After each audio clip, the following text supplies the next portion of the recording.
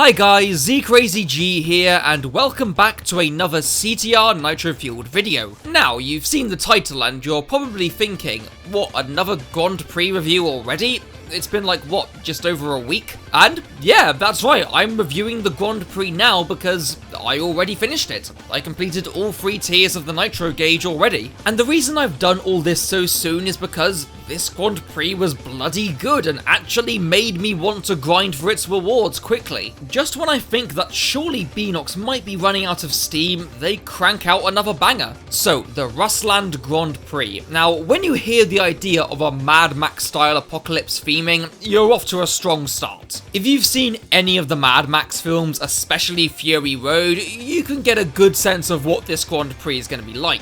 But they don't just go for a grimy wasteland idea, they actually go for this nice colourful spray paint and diesel punk theme, which really gives it a whole lift and unique twist. I don't think I've ever seen the apocalypse look so fun and colourful. The new track, Megamix Mayhem, provides perhaps the most unique track design we've seen from the Grand Prix tracks yet. Once again, striking a good balance of open and tight areas, really well designed and implemented shortcuts, and nicely balanced challenge. As said regarding the Grand Prix theming, this track presents that fantastically. I love all the little details as well, like including the ruins of Ruse Tube's pipes to emphasize that this track is on a dried up seabed. The inclusion of what seems like Engine's battleship from Twinsanity as part of the track is really cool, complete with a couple of neat references to Rusty Walrus. And the cool inclusion of this canyon area that might just be a wink at a cut level from Twinsanity. Oh, and that music! Talk about kick-ass and adrenaline pumping, it's so fucking awesome. I think the hazards are really well done as well. Those propellers are much more fairly timed as opposed to the annoyingly fast ones in deep sea driving. And the paint mines, though at first I didn't like them, I soon found them to be an actually quite unique and well designed obstacle. They force you to avoid them so as not to get hit on contact, but also encourage you to drive fast by them so as not to get blown up.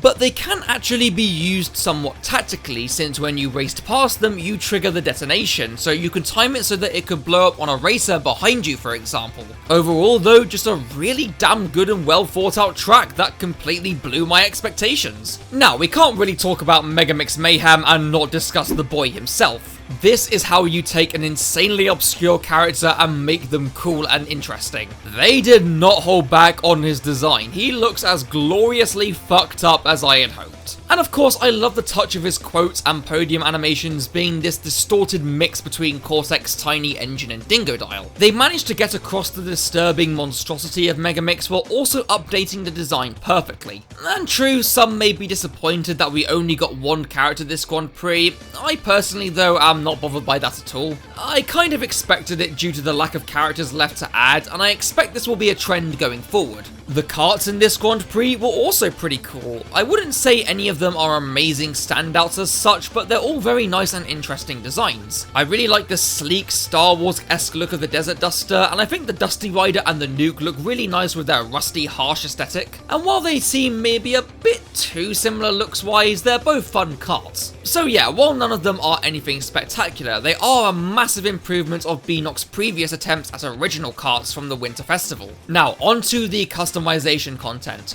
Holy shit, the skins. They just went wild with these ones, not only getting multiple creative and unique looks, but paying homage to the apocalypse genre as well. Some of my favourites are Crash and Cortex's skins, the Alligator Dingodile, the Robot Pura, hell, even Megamix's robot skin looks sick.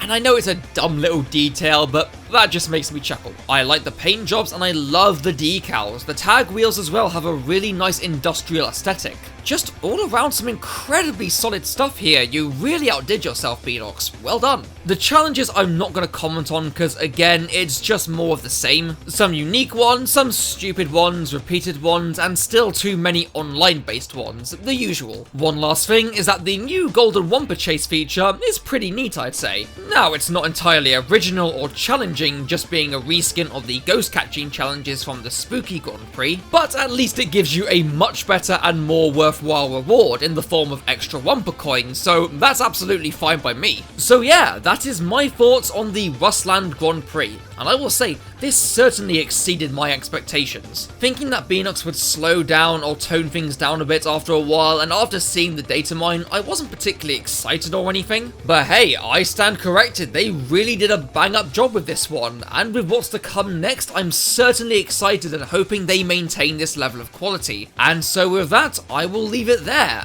Thank you all so much for watching, guys. It really does mean a lot. Feel free to like and subscribe if you feel like it, and I'll see you all in the next video. Take care, guys.